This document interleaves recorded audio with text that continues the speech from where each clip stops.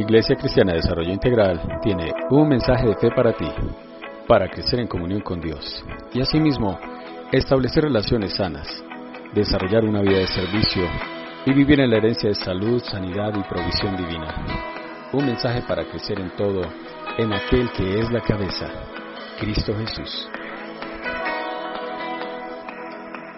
El título de la enseñanza es oración de altura, oración de altura. Este año recordemos que lo que el Señor nos ha hablado y estaremos recordando es desde los lugares celestiales. ¿Se recuerdan? Efesios 2:6, sentados juntamente con Cristo en lugares celestiales. Bueno, Jesús habló en su ministerio terrenal, habló de la necesidad de orar, ¿sí? Hay un modelo de oración que ustedes lo escucharon, lo aprendimos dentro de la tradición, que es el Padre Nuestro. No vamos a hablar hoy, tal vez mencione, haga referencia a algo, pero no voy a tomar ese texto. Pero hay otro texto en Lucas capítulo 18, donde Jesús habló de la necesidad de orar siempre y no desmayar. Dice así, vamos a leerlo para luego hablar algunas cosas. Lucas capítulo 18, verso 1. También les refirió Jesús una parábola sobre la necesidad de orar siempre y no desmayar. Entonces Jesús dijo que era bueno orar siempre y no desmayar. Pero esta es una parábola. Recordemos que una parábola es, digamos, como se toma una ilustración de algo, puede ser un cuento, una fábula, para poder dar una enseñanza.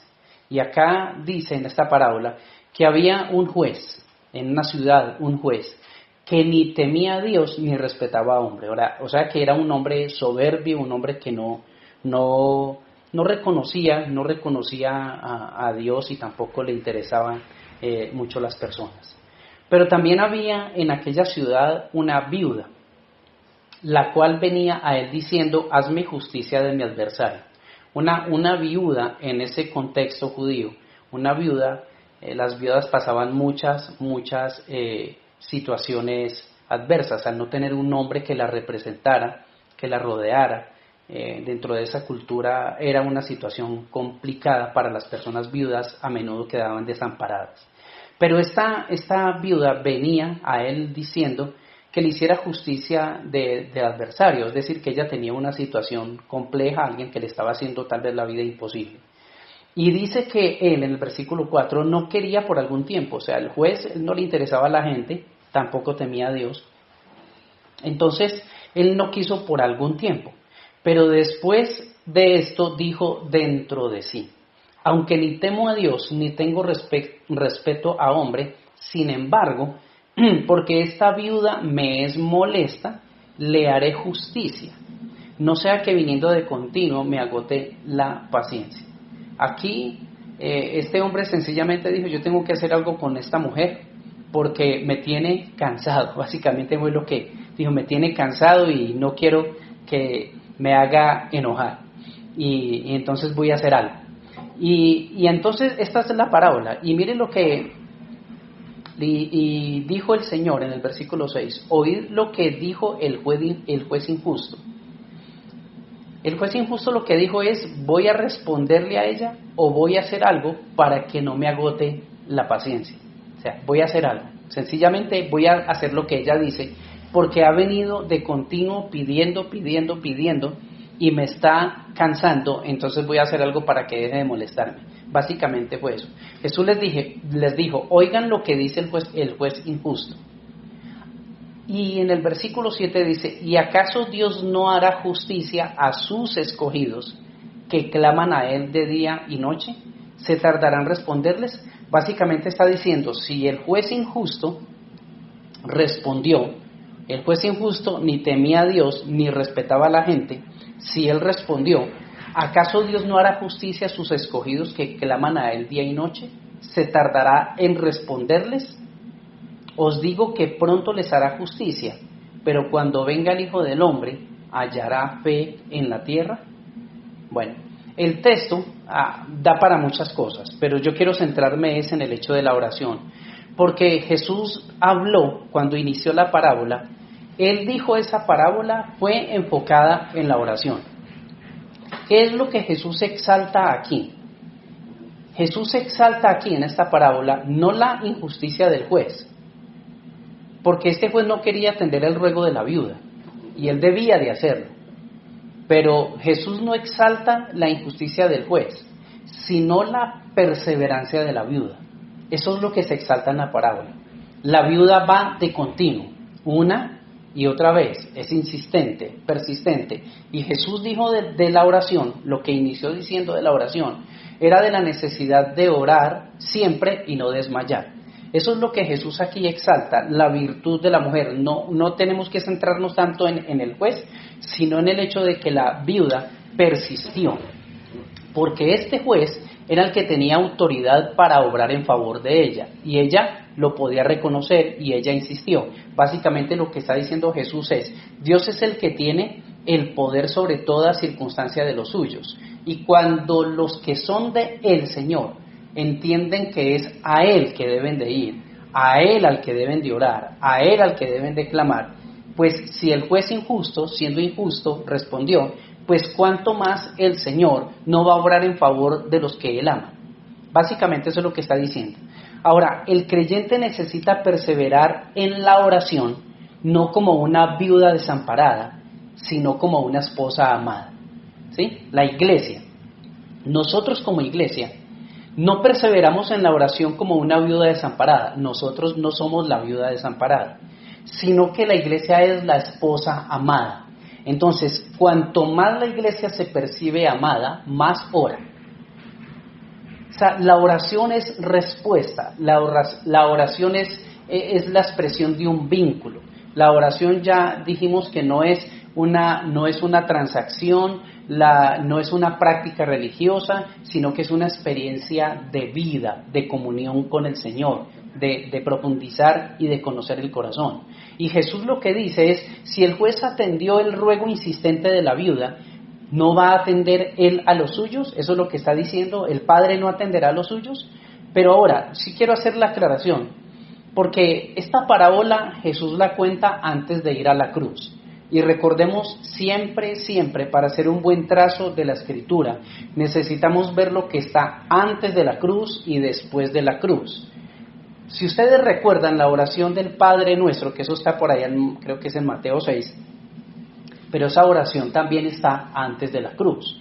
Por eso es que nosotros el Padre Nuestro no lo tomamos como un modelo de oración para nosotros, porque esa clase de oración fue dada para personas que no habían nacido de nuevo. Esto que está hablando aquí Jesús, aquí tampoco personas han nacido de nuevo, pero Jesús lo que está hablando aquí puntual y lo que nos interesa es que Jesús dice que la oración es una necesidad y que en ella hay que perseverar. Eso es lo que vamos a tomar. Pero nosotros no somos viudas que oramos al Señor, sino que somos la esposa amada que clama a Él y que tiene una experiencia de vida en su comunión. Entonces, esas oraciones, la del Padre Nuestro, y oraciones y puntos así como este, nosotros debemos verlas con mucho cuidado, porque cuando la gente no hace el trazo correcto entre lo que es el antiguo pacto y nuevo pacto, y cuando no hace el trazo correcto de lo que está antes de la cruz y después de la cruz, entonces entran en formas equivocadas acerca de cosas, y empiezan y tienen una visión a veces extraña del Señor y extraña de la palabra, cosas que son propias del antiguo pacto. Jesús dijo que era necesario orar y perseverar, y eso no ha cambiado, eso sigue. Eso lo vamos a ver nosotros y ya vamos a mirar los textos, pero eso no ha cambiado. Orar y perseverar en ello es lo que Jesús dijo. Pero lo que sí es nuevo es la posición desde lo que hacemos, desde lo que lo hacemos. Antes, en el antiguo pacto, la gente oraba y la gente oraba con corazón de siervos. La gente oraba, o sea, ninguno de ellos era nacido de nuevo, ninguno. Ellos oraban desde el entendimiento que eran servidores, siervos del Señor. Nosotros no oramos, aunque nosotros somos servidores del Señor. Nosotros oramos desde el corazón de hijos. Nosotros oramos desde lo que es nuevo. O sea, la posición para orar cambió. Antes la gente oraba y usted lo va a ver, y muchos de los cantos hablan de que la gente oraba delante de Dios, ¿sí? La gente danzaba delante de Dios, la gente cantaba delante de Dios. Nosotros no oramos delante de Dios, no cantamos delante de Dios. Nosotros ahora estamos en su presencia y Él en nosotros. Ahora somos uno solo con Él. O sea, la posición cambió. Cuando nosotros oramos ahora, no es como la gente en el Antiguo Testamento era que iba a cierto lugar y entonces en ciertos lugares la oración tenía más efectividad porque ahí estaba la presencia de Dios. Nosotros ahora sabemos que la presencia de Dios está en nosotros, por eso nosotros podemos orar siempre. En todo lugar podemos tener comunión con el Señor. Hagamos lo que hagamos, podemos tener comunión con el Señor. Obviamente el Señor no tiene comunión con el pecado, pero ustedes me entienden lo que quiero decir.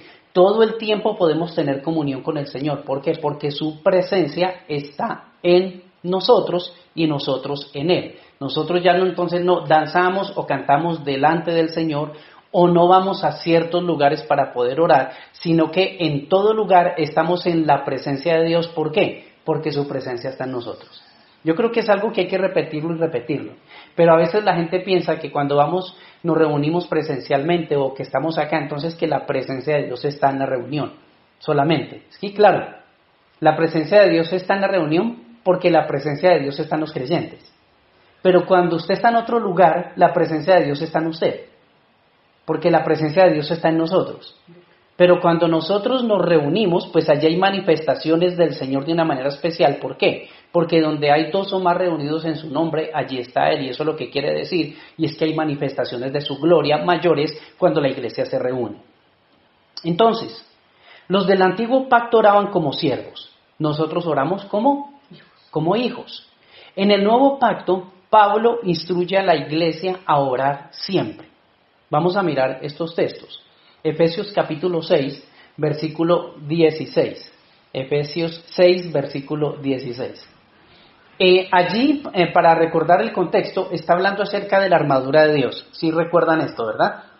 Solamente para recordar que nosotros no nos ponemos la armadura de Dios y nos la estamos quitando. Bueno, aquí se me cayó este aparatico, pero ya lo acomodé. Nosotros no nos ponemos la armadura de Dios y nos la estamos quitando como la idea que hay, ¿cierto? Que a veces había gente que decía, no, me pongo la armadura de Dios y entonces empezaba a guerrear con el diablo, pero luego se quitaba la armadura de Dios y se ponía a pelear con la gente, ¿sí? Nosotros tenemos la armadura de Dios, o sea, esa es una vestidura que nosotros tenemos. Y en los últimos versos, hablando acerca de eso, Pablo dice esto en el verso 16, dice, sobre todo, tomen el escudo de la fe, hablando de esa armadura que tenemos. Sobre todo, tomen el escudo de la fe, con que podáis apagar los dardos de fuego del maligno, y tomad el yelmo de la salvación y la espada del Espíritu, que es la palabra de Dios. Versículo 18, ¿orando qué? En todo tiempo. ¿Orando cuándo? En todo tiempo. Con toda, miren nuevamente, miren cuánto aparece allí la palabra todo. Dice, todo tiempo, toda oración y súplica en el Espíritu, velando en ello ¿con qué? Toda perseverancia y súplica, ¿cómo? Por todos los santos. ¿Sí se dan cuenta cómo usa la palabra el apóstol Pablo, la palabra todo o todos? Orando, entonces Pablo dice que oremos en todo tiempo con toda oración. Es decir, que la oración es diversa. La oración, las oraciones tienen tantos matices que, o sea, es maravilloso. Usted en su experiencia, en su comunión con el Señor, hay ocasiones en que el Señor lo lleva a usted a orar de una manera, pero hay ocasiones en que el Señor lo lleva a orar de otra manera.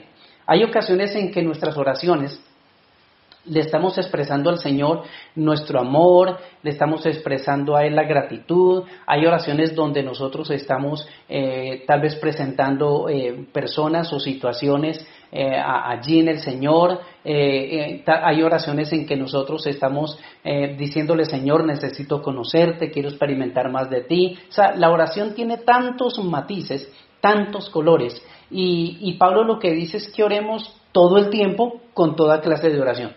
Todo el tiempo. O sea que si Pablo dice que oremos todo el tiempo, es porque se puede orar todo el tiempo. Y volvemos al punto, la idea que la gente, yo recuerdo cuando yo conocí del Señor y yo leía estos textos, yo decía, ¿cómo voy a estar orando todo el tiempo si yo tengo que ir a trabajar, si yo tengo que hacer esto, tengo que hacer lo otro? ¿Cómo voy a estar orando todo el tiempo? Pero cuando Pablo dice de orar todo el tiempo con toda clase de oración, él está refiriéndose a tener comunión con el Señor todo el tiempo, y eso si es posible, hagamos lo que hagamos. Pero dice, ya miramos un poco, dice orando en todo tiempo con toda oración y súplica, ¿en dónde? En el Espíritu. Súplica en el Espíritu. ¿Sí? Ahí ese Espíritu, ahí aparece con E mayúscula, ese Espíritu se refiere al Espíritu de Dios en el Espíritu humano. ¿Sí? El Espíritu recreado. Entonces, podemos orar y suplicar todo el tiempo, toda clase de oración en el Espíritu, y dice velando en ello, esto es una repetición, velando en ello con toda perseverancia, o sea, manteniéndonos allí con toda perseverancia. ¿Por qué Pablo insiste en tantos textos? ¿Por qué la Biblia nos insiste en tantos textos? Me viene a la memoria recordando cuando Jesús está allí en el monte Getsemaní, recordemos la noche que fue entregado, que fue apresado, y que él va con sus discípulos, ¿verdad? Va con los 11 que había en ese momento, luego deja a 8 en cierto lugar y avanza con 3 un poco más, con Pedro, Jacobo y Juan, y les dice a ellos que velen y oren, porque el espíritu a la verdad está dispuesto, pero la carne es débil. Y ustedes recuerdan qué fue lo que pasó, ¿verdad? Que ellos no pudieron ni siquiera orar, y Jesús venía y les decía esto, pero sencillamente ellos no pudieron orar porque dice que sus ojos estaban cargados de sueño. Mire que esto es una realidad.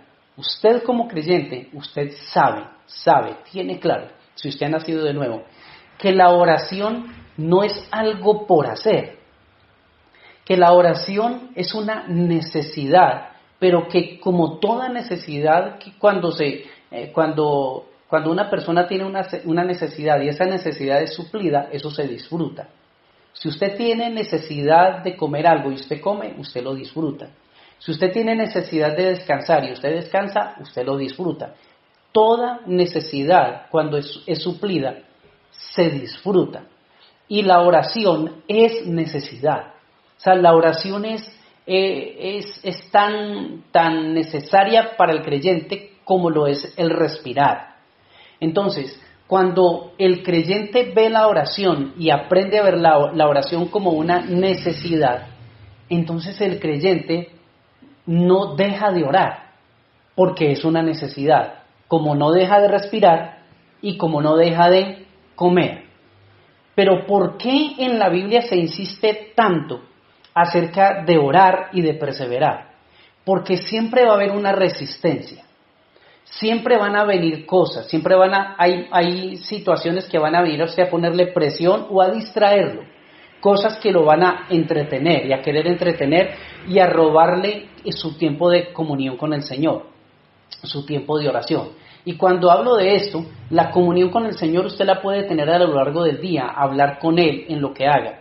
Pero acá hay momentos y espacios que el diablo va a querer quitar, y las circunstancias y el mundo y la carne van a querer robarle ese espacio de intimidad con Dios. De esto lo hemos hablado y la mayoría de aquí lo saben. Pero una cosa es la comunión y otra cosa es la intimidad. En la comunión yo puedo estar a lo largo del día hablando con el Señor, voy caminando, estoy haciendo una vuelta, estoy haciendo lo que sea, o si está haciendo los quehaceres de la casa y puede hablar con el Señor, eso es comunión. Pero la intimidad es cuando a usted nada ni nadie lo distrae, es decir, usted cierra la puerta, usted tiene comunión allí con el Señor, nada ni nadie lo distrae. Esos espacios van a querer ser extraviados o quitados o estorbados por las tinieblas, por el mundo y por la carne. Por eso la Biblia insiste en que nosotros perseveremos en la oración. Por eso dice que nosotros velemos en la oración. ¿Por qué? Porque siempre va a haber resistencia. Ahora, es una necesidad y usted lo sabe. Si usted ha nacido de nuevo, la oración para usted no es algo que hay que hacer o toca hacer, no. Si usted ha nacido de nuevo, la oración es una necesidad. Y cuando usted lo hace, lo disfruta. Lo disfruta. Si hemos nacido de nuevo, necesitamos orar. Yo no estoy diciendo, tal vez los que llevan poco tiempo de conocer al Señor, oran 5 o 10 minutos y luego dicen, no, ya no encuentro más que decir. Pero van aprendiendo a desarrollar comunión con el Padre en la medida en que van teniendo conocimiento de la palabra, porque la oración se nutre desde la misma palabra, desde la revelación de la palabra. Pero las personas que aquí van llevando más tiempo ya saben que la oración es un disfrute y que cuando lo hacen entonces están satisfechos y eso les trae gozo y les trae alegría. Pero hay cosas que lo van a querer alejar usted de la oración. Hay situaciones, de pronto problemas que usted tiene que atender, de pronto muchas ocupaciones, distracciones, juegos, dispositivos, cualquier tipo de cosa lo va a querer a usted sacar de la oración. Incluso cuando usted tenga problemas, diferencias con alguna persona, si tiene problemas con el esposo, con la esposa o con los hijos o con alguna persona, si usted tiene problemas con ellos y usted no tiene entendimiento de esto, pues el diablo le va a querer quitar ese espacio de oración, porque cuando usted y yo oramos, disfrutamos al Señor y entonces nuestro corazón se suaviza. Nuestro corazón está en paz, nuestro corazón está en reposo, nuestro corazón allí ve las cosas de una manera diferente, nuestro corazón allí reafirma la confianza con el Padre y descansa en Él.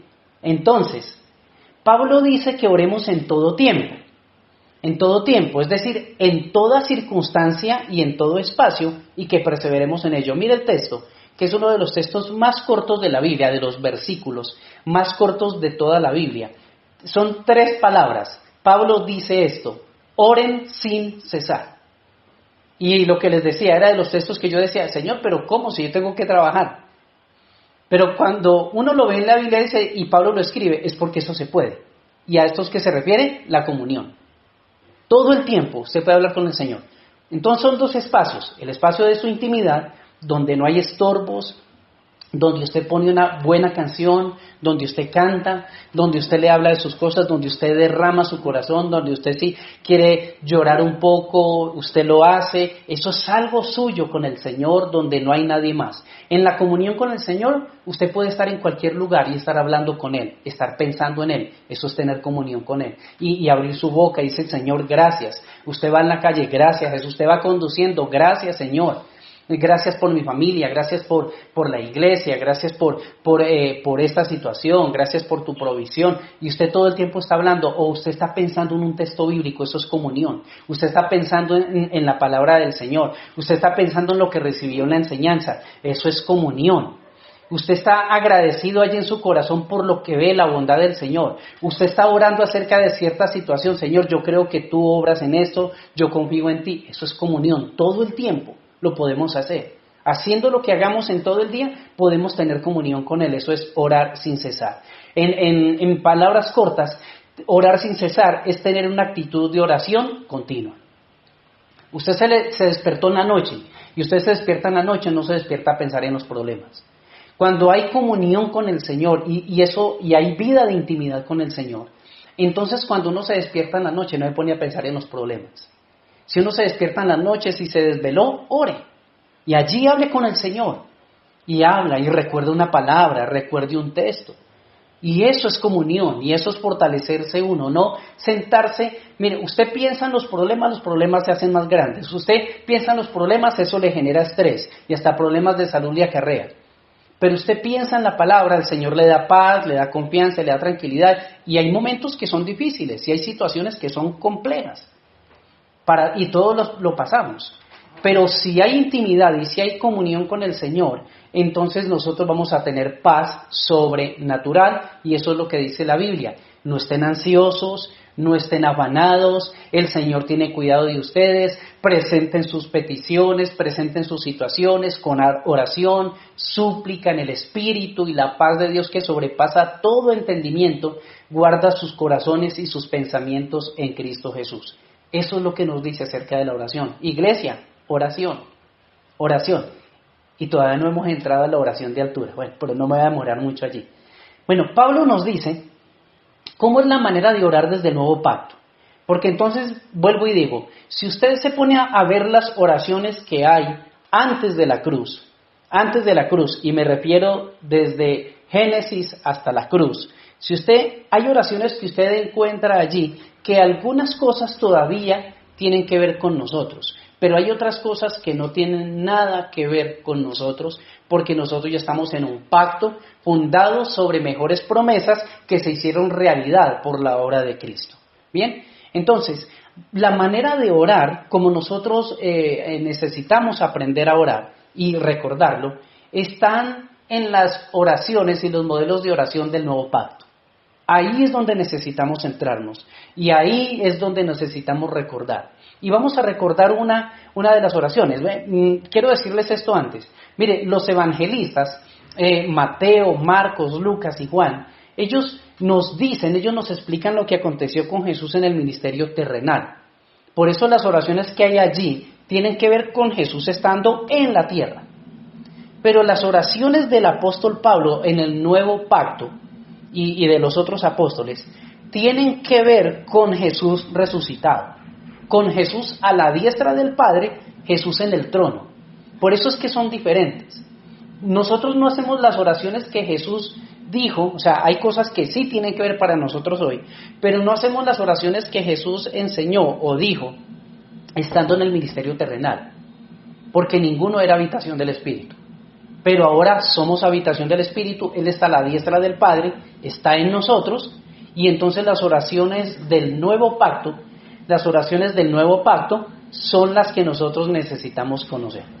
Y vamos a ver esta que es muy conocida, pero esta es una oración que yo les insisto, ojalá se la aprendan de memoria, pero ojalá la estudien, y cuando digo la estudien no es necesariamente que van a buscar comentarios bíblicos, sino que ustedes mismos la estudien verso por verso y que digan, Señor, dame lo que dice aquí, espíritu de sabiduría y de revelación. Vamos a leerla y luego hablamos algunas cosas acerca de esto.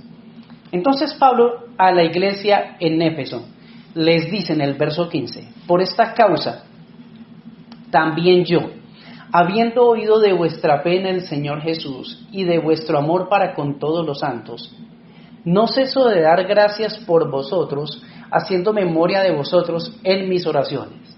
Y aquí es lo que nos va a decir, el apóstol Pablo, qué era lo que él hacía o lo que traía a memoria en las oraciones en relación a la iglesia.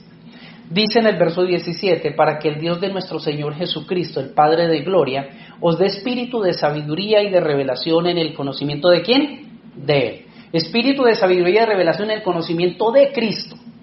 Ahí es, vamos a leer. Alumbrando los ojos de vuestro entendimiento, para que sepáis cuál es la esperanza a que Él os ha llamado, y cuál es la riqueza de la gloria de su herencia en los santos, y cuál la supereminente grandeza de su poder para con nosotros los que creemos, según la operación del poder de su fuerza, la cual operó en Cristo, resucitándole de los muertos, y sentándole a su diestra en los lugares celestiales. Por eso hablamos de una oración de altura.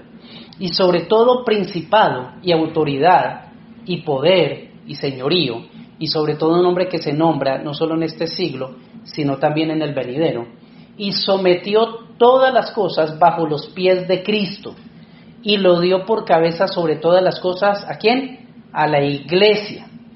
La iglesia es su cuerpo, la plenitud de aquel que todo lo llena en todo. Entonces, lo primero que decimos acerca de esto es que lo primero que mueve a Pablo a orar por los creyentes es por gratitud acerca de la firmeza y del amor que los creyentes tienen en medio de la iglesia. A eso obviamente los que estamos y hemos sido llamados a un ministerio pastoral, en un don ministerial, para nosotros es de gran agrado, de gran alegría, cuando sabemos que las personas perseveran en la verdad y en el amor, y que no se dejan ser movidos ni removidos por ninguna circunstancia. A Pablo le daba esa alegría orar por la firmeza de los creyentes. ¿Por qué? Siempre el maligno los va a querer mover del lugar, de la fe y de lo que conocen del Señor. Eso es algo que él va a intentar de una y de otra manera, y el que es entendido en la verdad se apercibe de ello y entonces hace lo de Efesios capítulo 6, sabe que tiene una armadura y se mantiene firme en su lugar y pelea la buena batalla de la fe. Y a Pablo le daba profunda alegría el ver a la iglesia firme en la fe y en el amor. Y eso es algo que para nosotros como pastores es muy grato cuando nos damos cuenta de que personas en medio de circunstancias difíciles, en medio de situaciones fuertes, de una y de otra manera, o en los buenos tiempos cuando todo está bien, permanecen firmes en la fe y no son movidos. Porque hay gente que cuando vienen tiempos buenos se alejan, se distancian. Y hay otros que cuando vienen tiempos difíciles o situaciones o diferencias también se dejan mover. Pero, a ver, la oración que Pablo levanta aquí por la iglesia no tiene como objetivo, si ustedes la ven, no tiene como objetivo pedir la solución de algún conflicto. ¿Sí se dan cuenta? Que él no está orando por eso. Él no está orando porque diciéndole a la iglesia, no, es que ustedes tienen problemas entre ustedes, no, es que ustedes están tolerando cierta situación moral entre ustedes. No, la oración que Pablo está haciendo aquí no tiene como fin la solución de algún tipo de conflicto, sino que el objetivo de la oración y el centro de la oración es que la iglesia conozca lo que le fue dado, para que la iglesia, conociendo lo que le fue dado, tenga una expresión visible del Señor en la iglesia para con los de la iglesia y para con los de fuera de la iglesia.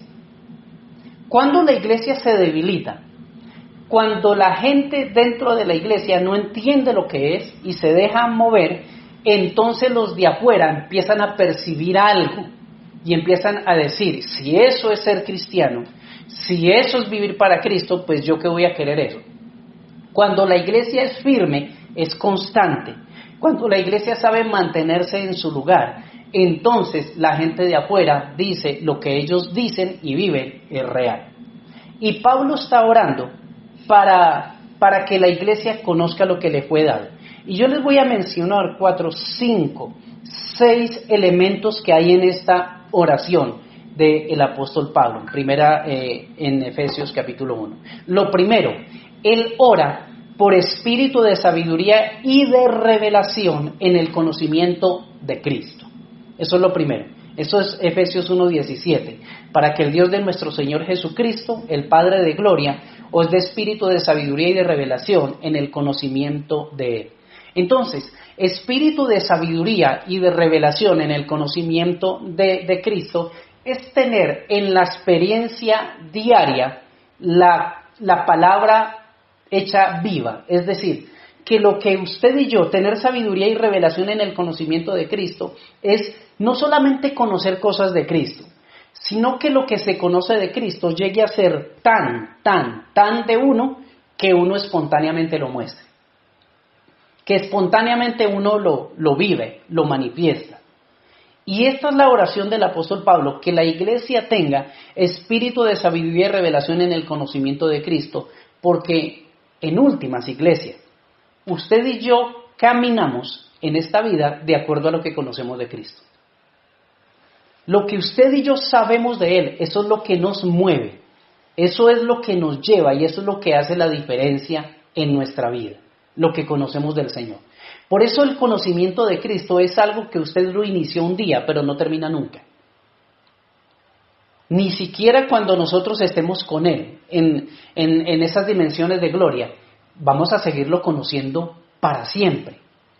Pero vamos a tener un conocimiento mucho más grande que el que tenemos ahora. No vamos a tener tantas limitaciones que tenemos, pero estando en este cuerpo, iglesia, nosotros caminamos de acuerdo a lo que conocemos de Cristo. Cristo no puede ser un mero conocimiento. Cristo necesita ser revelado, porque cuando es revelado viene transformación. La revelación trae transformación. Usted puede ser enseñado, pero es la revelación la que trae transformación. Hay gente que tiene conocimiento mental acerca de Cristo, pero no tiene conocimiento en la experiencia acerca de Él. Hay gente que sabe cosas de la palabra, pero muchas veces cuando vienen situaciones y lo aprietan, realmente no muestran el carácter de Cristo, sino que muestran otra cosa. Eso le puede pasar a cualquiera. Hay gente que sabe mucho de la palabra, que recuerda cosas de la palabra, pero realmente ¿qué es lo que muestra el carácter de Cristo en una persona? Cuando algo lo aprieta. Cuando algo lo presiona, es cuando esa persona realmente muestra qué es lo que de Cristo hay en su vida. Y Pablo ora para que ellos tengan espíritu de sabiduría y revelación en el conocimiento de Cristo. Segundo, ora para que el entendimiento sea alumbrado y así conocer la esperanza a la que la iglesia ha sido llamada. Este es el otro foco de la oración de Pablo allí, en esa oración. En versículo 18, alumbrando los ojos de vuestro entendimiento, para que sepáis cuál es la esperanza que Él os ha llamado. Y cuando hablamos de esa esperanza, de ese llamado, podemos pensar en varias cosas. Uno, lo que es la esperanza general del creyente. ¿Cuál es la esperanza general del creyente? La esperanza que tenemos es que Cristo viene por su iglesia.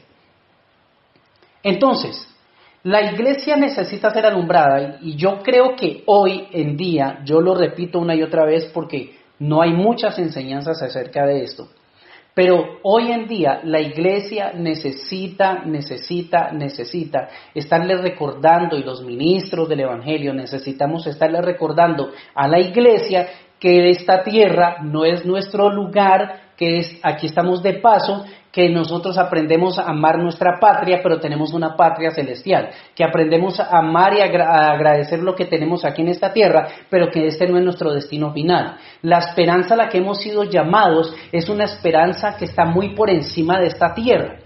El llamado que se nos ha hecho a la iglesia es un llamado que trasciende la tierra. Es un llamado que no lo puede acabar absolutamente nadie, pero esa esperanza de ese llamado entonces tiene que ver en un aspecto general con lo que la iglesia va a recibir cuando sea levantada de aquí de esta tierra.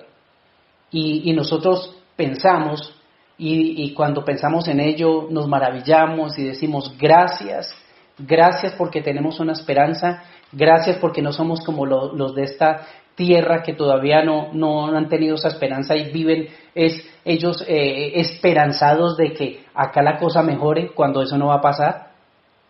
Pero esa esperanza del llamado también tiene que ver con lo específico de su vida, con lo puntual.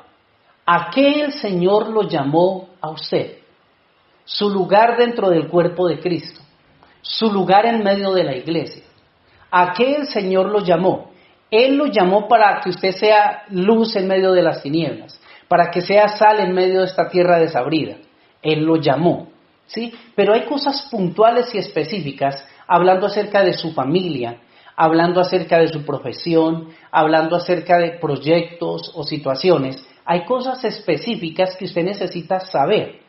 Y es bueno dentro de esto, usted puede decirle, dentro de ese aspecto personal, decirle, Señor, alumbra los ojos de mi entendimiento, para yo entender y saber a qué es lo que me has llamado.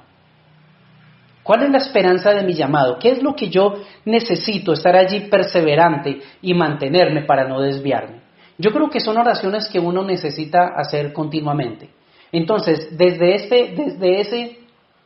esta parte, desde la esperanza del llamado, uno lo colectivo, lo que la iglesia tiene, pero lo otro, lo personal, lo que el Señor a cada uno de nosotros nos ha llamado a hacer.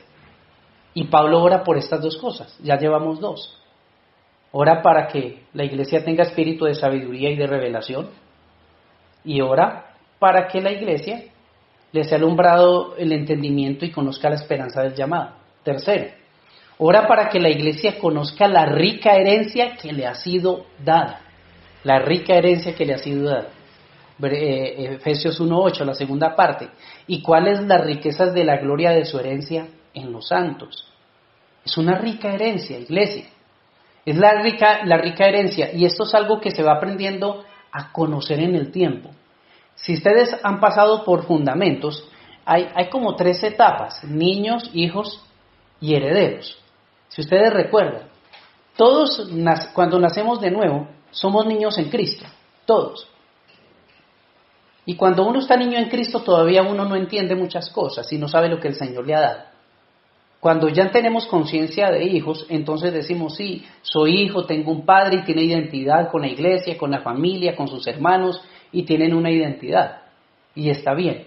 Pero cuando nosotros entendemos que hay una herencia y que la herencia es rica, que la riqueza que el padre le concedió al hijo y que en el hijo la tenemos nosotros, es una herencia impresionante, entonces nosotros entre más la conocemos, más la disfrutamos.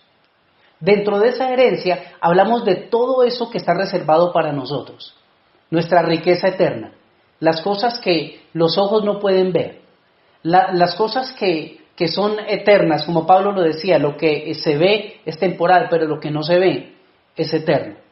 Pero dentro de esa herencia también aprendemos a conocer lo que el Señor ha dispuesto para nosotros en esta tierra, aquí en esta tierra, en este paso. Entonces, cuando hablamos de esa herencia, nosotros podemos creer, Señor, gracias por tu paz sobrenatural es parte de mi herencia. La revelación y la claridad, la seguridad del amor con que fuimos amados.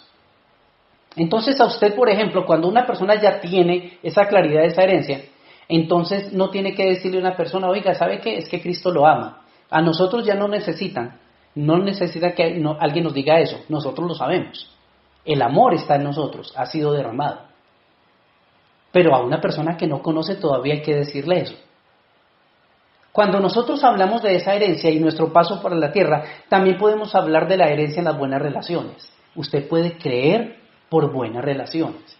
Usted puede creer por buena relación con su esposa, con su esposo, con sus hijos, con sus hermanos en naturales, sus hermanos en la fe. Usted puede creer por buenas relaciones en su trabajo, aún con gente que no conocen del Señor, que usted no puede profundizar mucho con ellos, pero usted puede creer por eso. Podemos creer por una herencia de buenas relaciones. Podemos creer por la herencia de la sanidad. Podemos creer, eso es parte de la herencia. Entonces nosotros no comulgamos con la enfermedad como si fuera algo común, no la normalizamos. No decir, no, es que eso es normal. No decir, no, es que eso fue lo que me heredó mi familia. No, o sea, nosotros sabemos que hay factores genéticos y todo eso, pero sobre eso usted habla y usted cree la herencia que su padre le dio. Usted tiene una herencia en Cristo. O sea, uno no desconoce los factores genéticos, pero sobre esa herencia hay una herencia mayor. La herencia para la provisión. Podemos creer por la provisión. Y entonces Pablo dice, oren por esto. Oren para que ustedes puedan disfrutar, conocer las riquezas de la gloria de su herencia. Los santos somos nosotros, la iglesia. Y tenemos una herencia que podemos disfrutar, iglesia. Por eso nosotros no hacemos normal la miseria o la pobreza o no nos acostumbramos a la escasez. Nosotros decimos, Señor, gracias, hemos aprendido a vivir cual sea la situación. Sí, a veces hay escasez, pero también abundancia. Y creer por eso, iglesia. Pablo ora para que la iglesia tenga esto. Cuarto, Pablo ora para que la iglesia conozca el poder que opera en ella. El poder que opera en la iglesia. Dice en el verso 19, y cuál la supereminente grandeza de su poder para con nosotros los que creemos, según la operación del poder de su fuerza, la cual operó en Cristo. Entonces, la iglesia necesita conocer el poder que opera en ella, y el poder que opera en la iglesia es el poder de la resurrección. ¿Usted se imagina? Yo recuerdo las primeras veces que yo se los puedo decir en mi experiencia personal, el estudiar esto y conocer esta oración de Pablo por la iglesia, yo lo puedo decir en mi experiencia personal, a mí me cambió totalmente la visión de la vida. Porque fue cuando yo empecé a entender eso. Yo no soy cualquier clase de persona. El resucitado vive dentro de mí. Piensa eso un poco, iglesia. A Cristo no lo pudo detener la muerte, no lo pudo detener la tumba. Dice Pedro que era imposible que la muerte lo retuviera. ¿Por qué? Porque Él es la vida. Y Cristo se levantó de entre los muertos, derrotó la muerte, derrotó todo principado, toda potestad en la cruz, y en la tumba derrotó la muerte cuando se levantó de allí. Cristo venció, y Cristo resucitó. y Cristo está en gloria a la diestra del Padre, resucitado. Y Cristo envió al Espíritu Santo, lo envió estando resucitado. Así que el Espíritu que vive en los creyentes es el Espíritu de la resurrección. Cuando usted y yo llegamos a entender que tenemos el Espíritu de la resurrección operando en nosotros, entonces usted no se deja aplastar ni por las circunstancias ni por la tentación. Porque va a venir la una y la otra. Pero cuando usted sabe que si a Cristo no lo pudo detener la muerte, pues a usted tampoco lo puede detener ninguna circunstancia. Usted tiene vida en Cristo porque el que tiene el Hijo tiene la vida. Ese poder opera en la iglesia. El poder de resurrección opera en la iglesia. ¿Usted se imagina cuánto poder hubo allí manifestado para que Cristo fuera levantado dentro de la muerte? Porque allí fue donde se selló la redención. Si Cristo no resucita, usted había sido perdonado, pero no tendría vida eterna. Nos moríamos y ya. Pero Cristo resucitó y tenemos nueva vida. Y esa nueva vida opera en la iglesia. Si usted se aprende a ver de esa manera, usted tiene dentro a Cristo, pero no Cristo muerto. Tiene a Cristo resucitado. El poder de la muerte opera para acabar con el orgullo. Pero en nosotros estamos en el poder del Cristo resucitado. El poder del Cristo resucitado. El poder del Cristo que se levantó de entre los muertos. Y por eso nosotros ahora tenemos ese poder operando en nosotros. El poder de la resurrección. Entonces, ¿qué clase de poder opera en el creyente, en la iglesia? El poder de la resurrección de Jesucristo. 5. Pablo ora para que la iglesia conozca su posición en unión a Cristo. Entonces, hay una resurrección y hay una posición que la iglesia tiene. Dice en el versículo 20, resucitándole de los muertos, hablando de Cristo, resucitándole de los muertos y sentándole a su diestra, ¿en dónde? En los lugares celestiales. En los lugares celestiales. La iglesia tiene una posición con Cristo, que eso lo hablamos al comienzo de año. La posición con Cristo es que Cristo está en nosotros y nosotros estamos en Él y con Él. ¿Dónde está Cristo? A la diestra del Padre. Hablando, Él está allí, estamos con Él y Él con nosotros en nuestra experiencia en esta tierra, Él con nosotros para manifestar su vida y nosotros con Él para ser representados en el trono.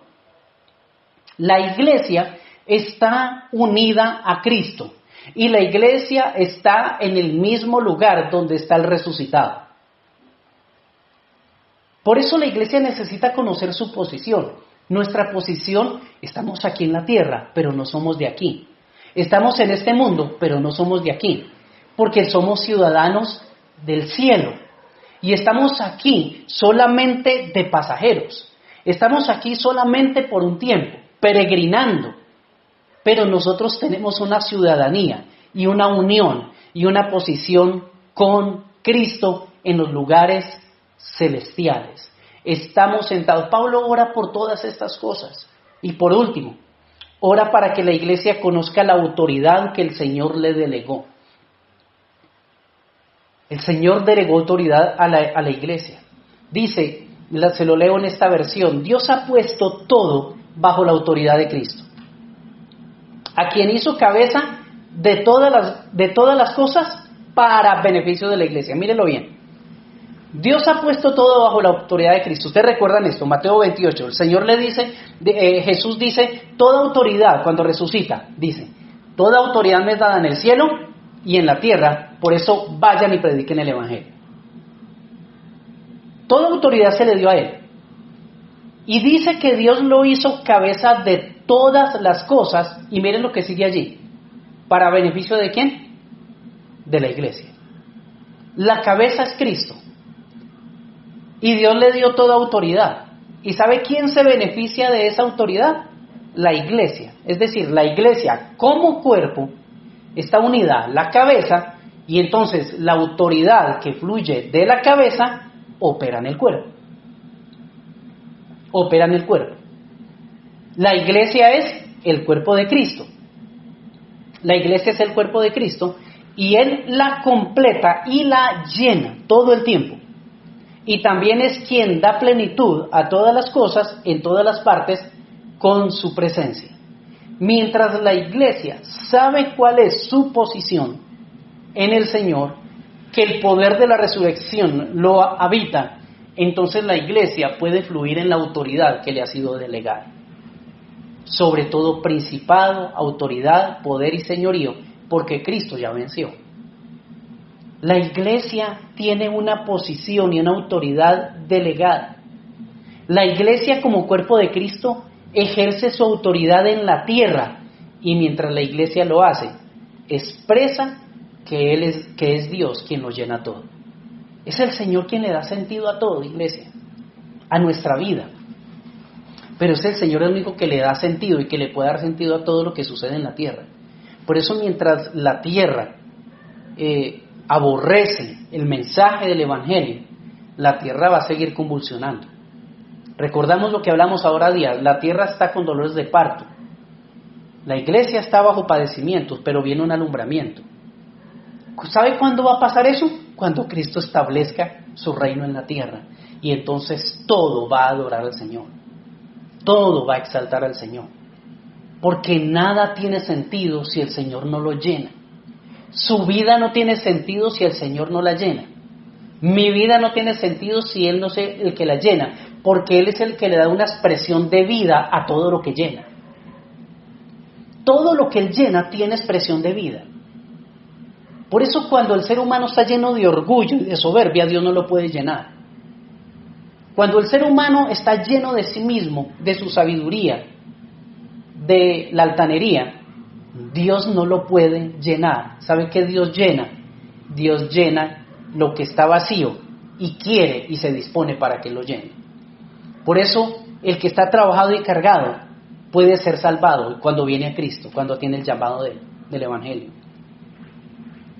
Él es el que lo llena todo. Pero la iglesia, Pablo ora para que la iglesia conozca la autoridad que el Señor le delegó. Iglesia, tenemos autoridad delegada. Tenemos el poder de la resurrección.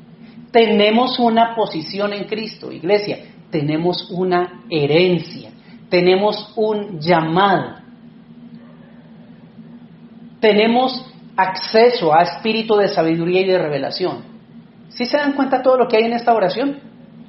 Si uno la desglosa, hay mucho más. Hay mucho más. Pero solamente les dejo estas 6 elementos de la oración. Concluimos, iglesia, necesitamos ser persistentes en la oración. La oración no es un acto religioso.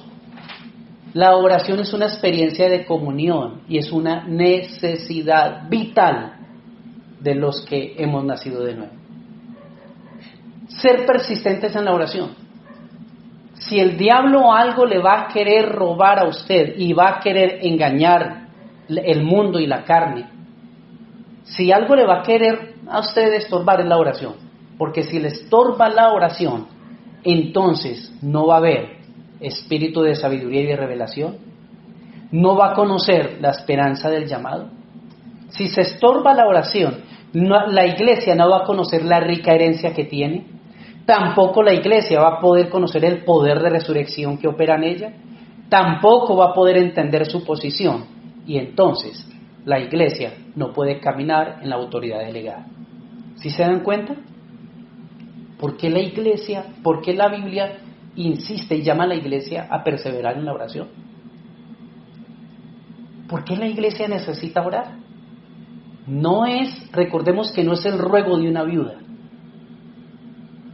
es la comunión de la amada, de la iglesia. Y Jesús alcanzó todo esto por nosotros. Por eso ya no decimos, Señor, perdona nuestras ofensas como perdonamos a los que nos ofenden. No, la iglesia ya fue perdonada. ¿Sabe cómo dice uno? Señor, yo puedo perdonar al que me ofendió, porque tú me perdonaste a mí. ¿Sí se dan cuenta cómo cambia la posición? Ya no decimos, Señor, dame el pan de cada día, sino que decimos ahora, Señor, gracias porque tengo toda provisión y nada me falta. ¿Sí nos damos cuenta? ¿Cómo cambia el asunto? Señor, ya no decimos, Señor, no nos dejes caer en mal o en la tentación, sino, Señor, tú me has dado el poder y la autoridad para que cuando sea tentado, yo siempre salga por la salida que tú me muestras y que yo pueda allí someterme a ti, resistir al diablo y él tiene que huir. Y que cuando sea tentado, si hay que huir, porque cuando una persona es tentada y huye, son huidas de valientes. Cambia el asunto. Son una oración de altura, iglesia, una oración de altura. Y entonces necesitamos persistir en la oración, pero necesitamos orar desde nuestra posición en Cristo. Oramos por espíritu de sabiduría y de revelación. Oramos por conocer la esperanza de este llamado que tenemos. Oramos por conocer la rica herencia que nos fue dada. Oramos por conocer el poder de la resurrección que opera en nosotros. Oramos para ser más conscientes de la posición elevada que tenemos en el Señor. Y oramos para conocer la autoridad que nos fue delegada. 6 cosas aquí, 6 elementos de esta oración. Desde este modelo de oración, la iglesia es fortalecida para cumplir todo propósito del Señor en nuestras vidas. Decimos amén a su palabra.